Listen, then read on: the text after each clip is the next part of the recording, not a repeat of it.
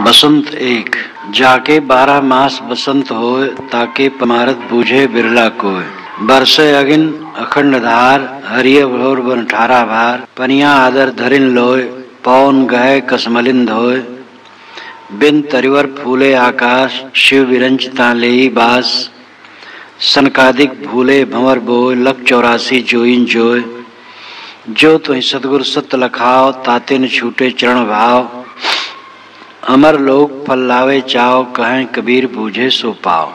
जाके 12 मास बसंत होए, ताके परमारथ बूझे बिरला कोय। 12 मास बसंत जिसके हो, उसकी वास्तविकता को समझने वाला दुर्लभ है।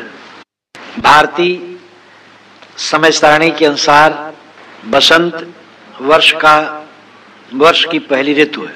भारतवर्ष का वर्ष चैत्र महीने के प्रतिपदा से शुरू होता है। चैत्र महीने का जो शुक्ल पक्ष है, उसका पहला दिन प्रतिपदा है, वहीं से वर्ष आरंभ होता है। और वसंत ऋतु चैत्र के शुरू दिन से ही आरंभ होता है। होली समाप्त होती है, होली जलाई जाती है और जलाने के बाद धूल उड़ती है। धूल चैत्र महीने के प्रथम दिन में उड़ती है, वहीं से चैत्र आरंभ होता है। लेकिन भारतवर्ष का वर्ष आधे चैत्र से शुरू होता है।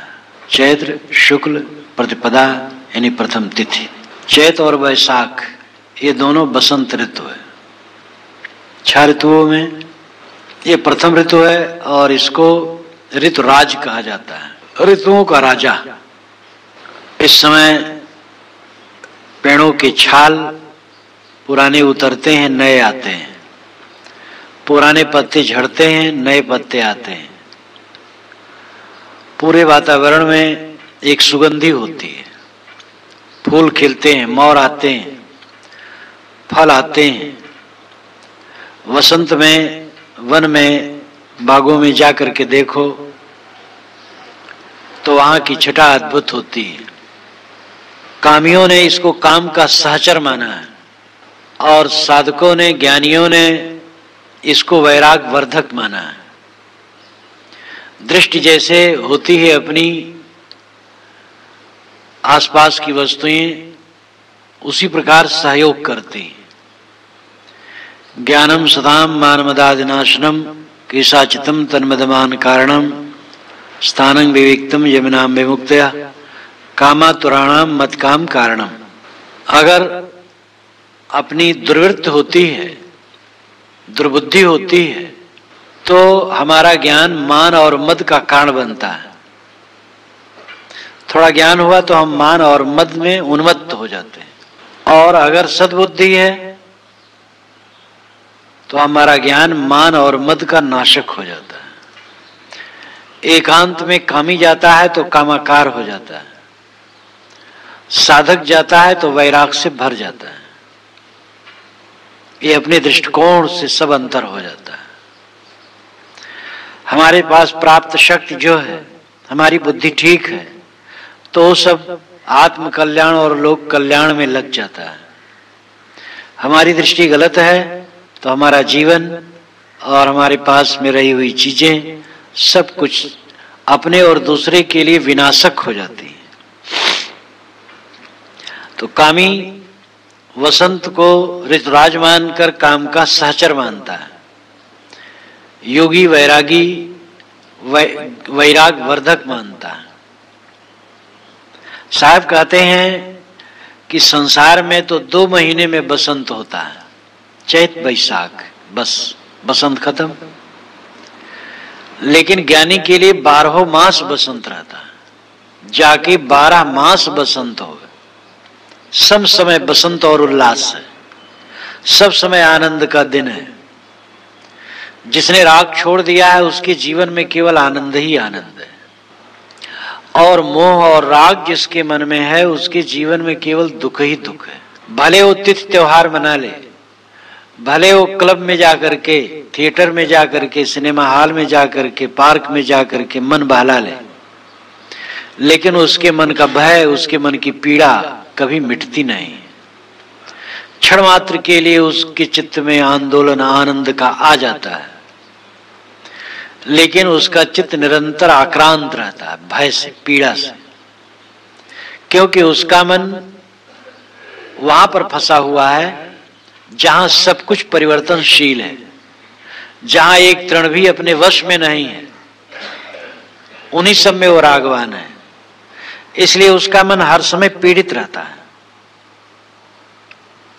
लेकिन ज्ञानी का मन हर समय निर्मल रहता है, प्रसन्न रहता है, आनंदित रहता है, क्योंकि उसका मन संसार के कीचड़ से ऊपर हो गया है। उसके मन में राग नहीं रह गया है। ये जो कुछ बदलने वाली चीजें हैं, कहीं उसका मन रमता नहीं उसमें।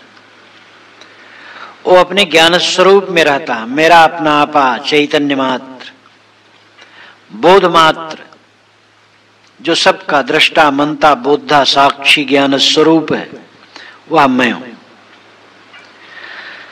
चैतन्याकार वृत्ति होना ही उन्मुन दशा है। सहज समाधि उन्मुन जागे सहज मिले रघुराई। सहज समाधि जगना, उन्मुन जगना, चैतन्याकार वृत्ति होना है। मैं शुद्ध चैतन्य हूं, यही भाव में स्थित रहना। शरीर इत्यादि ये सब मिट्टी है, ये बाहर है और ये टूट रहा है, टूट करके गिर जाएगा। मैं कैवल्य कल्याण स्वरूप निर्मल हूं, ये उसे सोचना नहीं पड़ता है, किंतु ऐसी दशा उसके मन की हो जाती है। और जब दशा हो जाती है तो यही जीवन मुक्ति है, यही कृतार्थता है।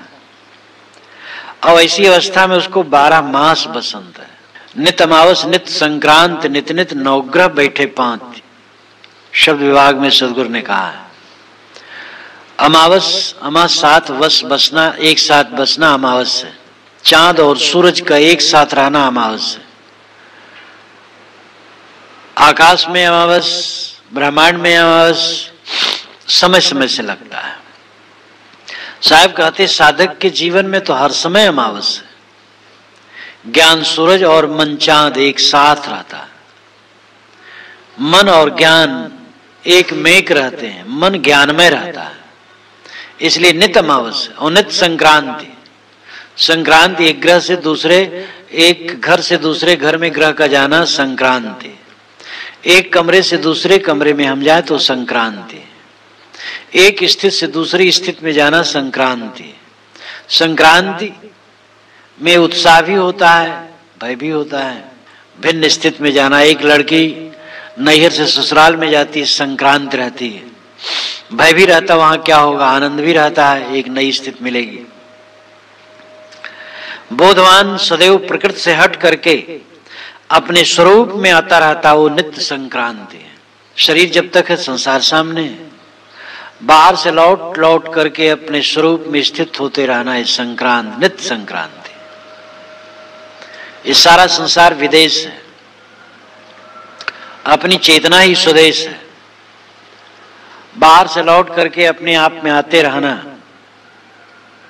यही नित्य संक्रांति है। इसी प्रकार साहब कहते जाके 12 मास बसंत हो। जिसके जीवन में 12 मास बसंत लग गया, सब समय उल्लास आनंद, अब भय क्या रहा, दुख क्या रहा। जो छूटने वाला है उसका मोह मिट गया, और जो निज वस्तु है वो कभी छूटने वाली नहीं, वो अपनी आत्मा है। इसलिए निरंतर बसंत है, निरंतर आनंद है, निरंतर सुख है, ताकि परमार्थ बूझे बिरला को। ऐसे साधक के हृदय के परमार्थ, यानी ऐसे साधक के परमार्थ को, सत्य को परमार्थ कहते हैं, अत्यंत उत्कृष्ट वस्तु को। उत्कृष्ट वस्तु निस्वरूप ही है, और निस्वरूप में स्थित होना ही परमार्थ है। इस परमार्थ को, इस सत्यता को, इस मोक्ष तत्व को बिरले बूझते हैं। बरसे अगिन अखंड धार, हरिहर भवन 18 भार। बसंत ऋतु के पिछले हिस्से में अग्नि अखंड धार से बरसने लगती, नहीं गर्मी प्रचंड बढ़ जाती। एक मास ऋतु आगे धावे, आधा जेठ अषाढ़ कहावे, ये कहावत है। एक मास ऋतु आगे धावे, एक महीने के पहले ही ऋतु को आसार होने लगता है।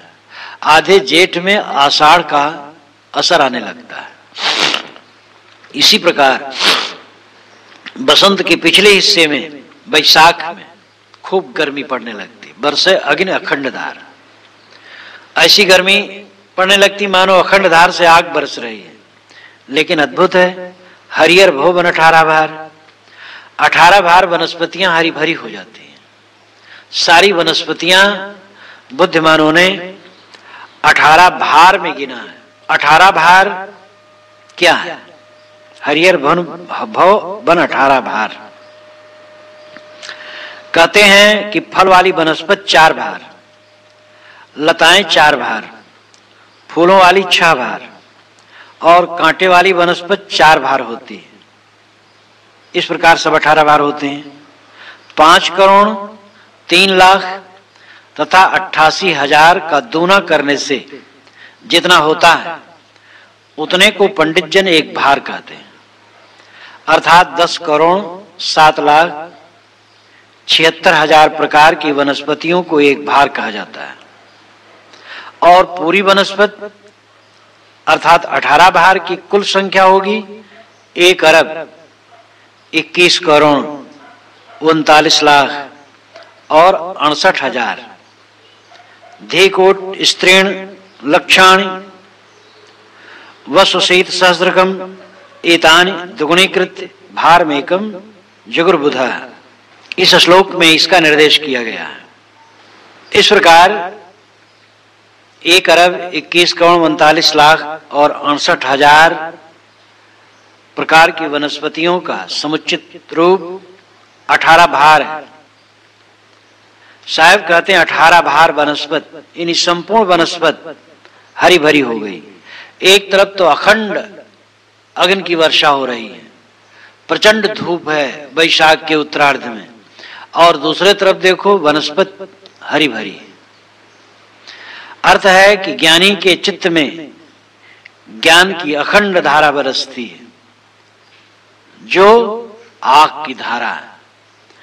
आग में सारी चीजें भस्मसात हो जाती हैं।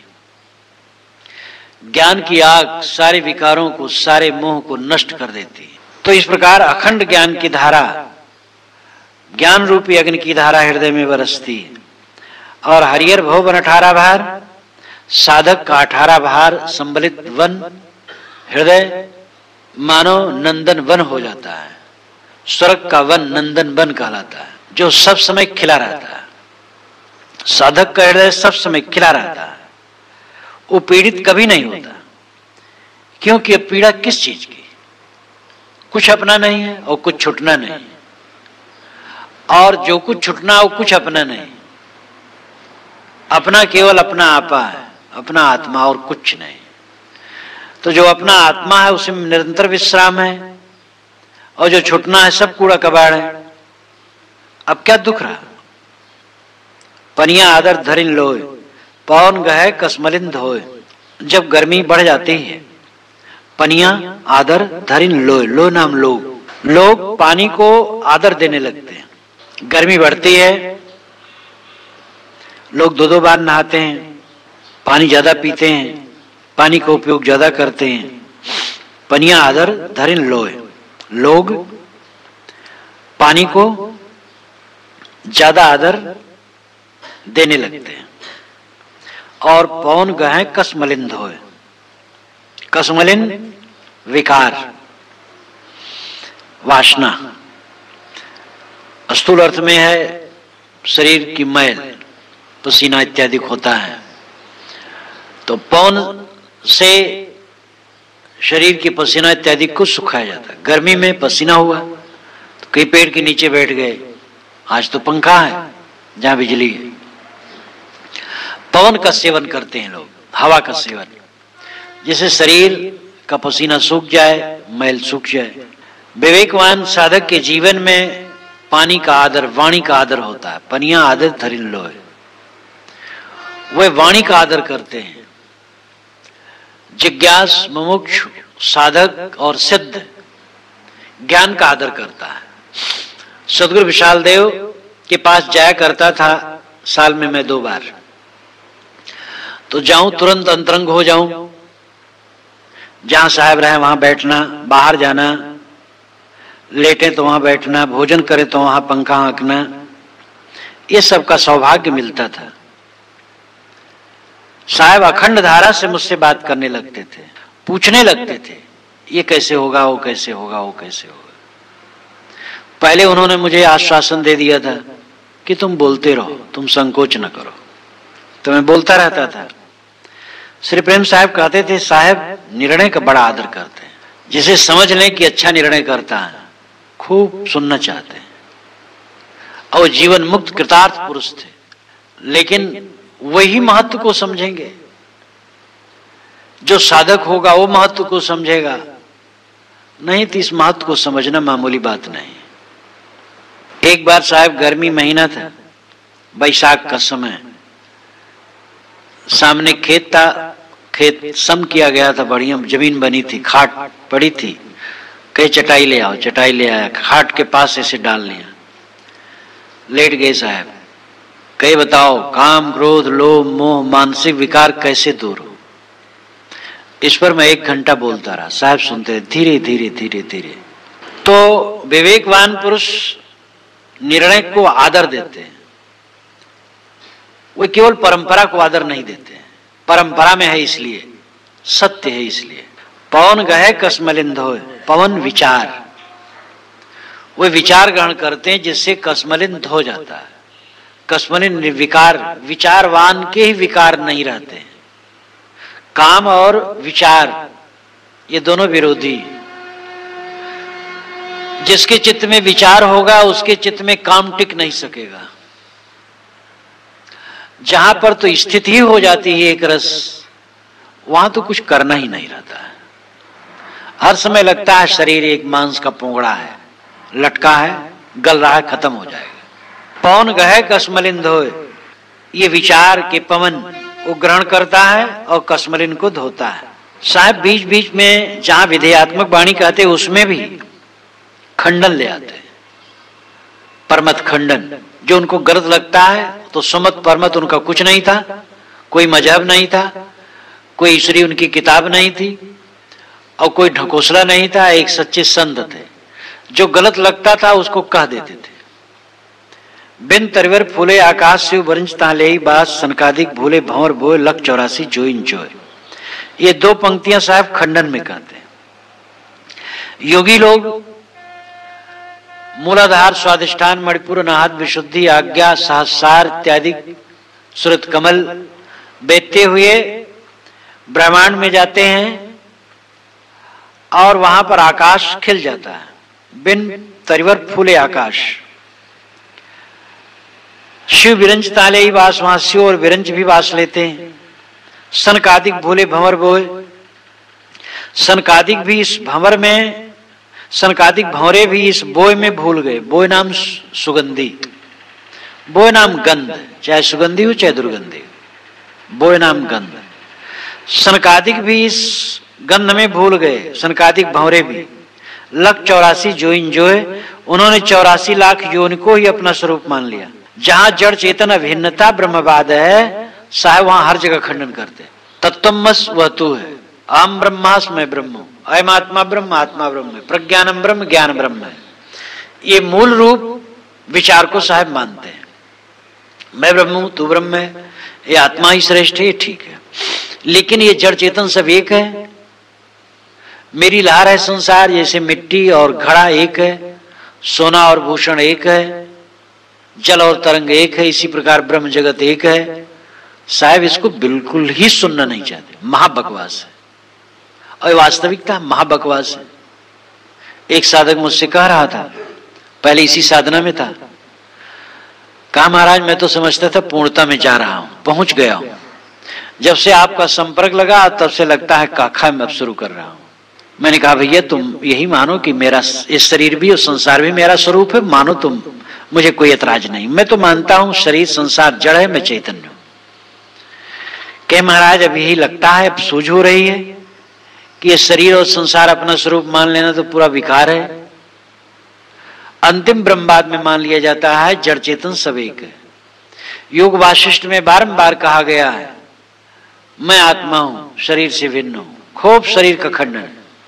आगे कहा गया शरीर भी मुझसे अलग क्या है, ये संसार भी मुझसे अलग क्या है।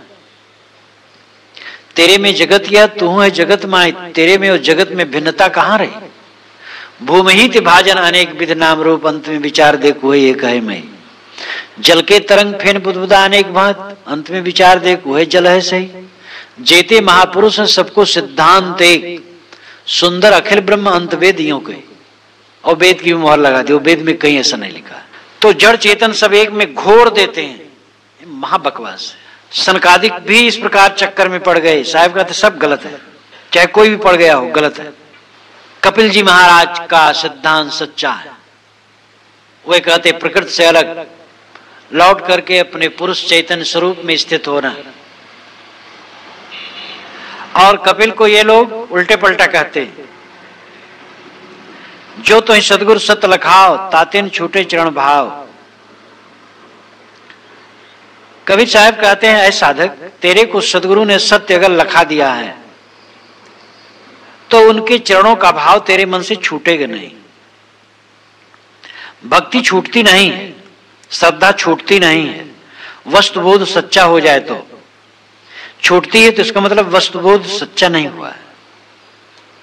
भला जहां पक्का लाभ निश्चय हो जाएगा उसको कैसे छोड़ा जाएगा। जिन सदगुरु और संतों की शरण से कल्याण है, कैसे उनको छोड़ा जाएगा, कैसे उनका सिद्धांत छोड़ा जाएगा। बोध ही नहीं है तो जीव भटकता है। लाभ जहां निश्चय हुआ आदमी समर्पित हो जाता है, और बिना समर्पित हुए कहीं कोई कुछ पाता नहीं। आधी मुर्गी कोई काट के खा जाए और आधी अंडा देगी, ये कभी संभव नहीं। पूरी मुर्गी अंडा देती है। पूर्ण समर्पित हुए बिना किसी साधक का कल्याण नहीं। जो तो ही सदगुरु सत्य लखाओ। ऐ साधक, अगर सदगुरु ने तेरे को सत्य लखा दिया है, निस्वरूप का बोध करा दिया है, ये सारी जड़ प्रकृति देह और संसार से अलग अपना स्वरूप शुद्ध बुद्ध चैतन्य ज्ञान मात्र है। न वो कारण है, न कार्य है, न अंश है, न अंशे, केवल ज्ञान मात्र। मेरा स्वरूप ज्ञान, केवल ज्ञान है। ये निरंतर का अपना अनुभव है। मैं ज्ञान हूं। शरीर बाहर की खोल है, सब बाहर की चीजें हैं, और नाम रूप मिथ्या, सब कुछ मिथ्या है। बस मेरा स्वरूप ज्ञान मात्र है। उस ज्ञान दशा में स्थित रहना, यही कृतार्थता है। और सदगुरु ने ऐसा लखा दिया, ताते न छूटे चरण भाव। ताते इसलिए उनके चरणों का भाव, उनके चरणों में की श्रद्धा तेरे मन से छूट नहीं सकती। अगर तू सत्य का बोध पा गया तो जहां बोध पा गया वहां से डगमगाए कैसे। अमर लोक फल लावे चाव, कहें कबीर बूझे सो पाओ। कबीर साहब कहते हैं कि अमर लोक के फल का चाव करो। अमर लोक आत्मा है, अपना आत्मा ही अमर लोक है। याज्ञवल्क्य ने जनक को उपदेश देते हुए कहा कि लो जनक, मैंने तुम्हें ब्रह्मलोक में पहुंचा दिया। यह आत्मा ही ब्रह्मलोक है। पुत्रैषणा, वित्तैषणा, लोकैषणा, इन तीनों ऐषणाओं का परित्याग कर देने वाला आत्मलीन हो जाता है। संसार की आशा तृष्णा जिसकी मिट गई वो आत्मलीन हो जाता है। जो आत्मलीन हो जाता है बस ब्रह्मलोक को पा गया। और ब्रह्मलोक कहीं बसा है? आत्मा ही ब्रह्मलोक है, ये चेतना ही ब्रह्मलोक है। ये ज्ञान का दीपक जो निरंतर जल रहा है, जो कभी बुझता नहीं, जो सुषुप्ति अवस्था में भी नहीं बुझता है और जाग करके कहता मैं सुख से सोया।